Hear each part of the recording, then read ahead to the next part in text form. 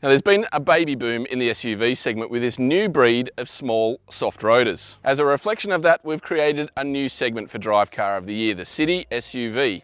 Vying for that title is two of the most popular cars in the segment, the Honda HR-V and the Mazda CX-3. Both are up against the car that pioneered it, the latest generation Suzuki Vitara.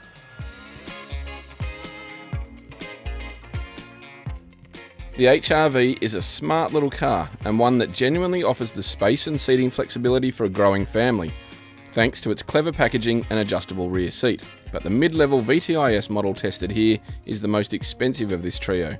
Its 1.8 litre four-cylinder is the thirstiest, and all the judges agreed its soft suspension settings were a bit patchy over rough surfaces. The Suzuki Vitara, meanwhile, is a good combination of everything. It has enough space in its cabin, although it's not quite as well presented.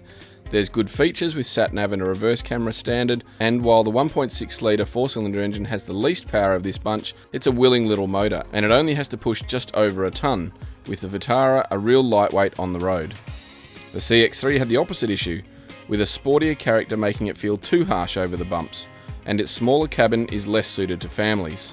But the high-riding hatch has sweet steering, its 2 litre four-cylinder is punchy yet frugal, it is the classiest to look at and has the best presented interior design. The judges also acknowledge Mazda for the accessibility of the latest electronic driver aids, such as automated emergency braking, in an affordable tech pack that costs just $1,100, and that it is the only car here fitted with a full-size spare tyre.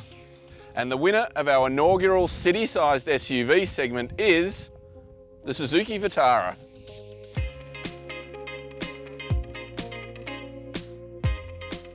Well, it's been a bit of an upset that the Suzuki Vitara came through to beat two of the most popular of this new class launched this year. But there was a fairly consistent opinion amongst our judges, with 4 out of the 6 voting it first in this class. All of them agreed that the fundamentals of the Vitara are absolutely top-notch. Steering is crisp and direct, suspension is really well sorted with great control and a really comfortable ride that soaks up even the harshest bumps. While it's no match for the Honda in terms of its interior space, there is a decent amount in the back, and it's got great vision and a really good driving position. Value couldn't be ignored either. It's really well priced and comes standard with a host of good equipment for this class.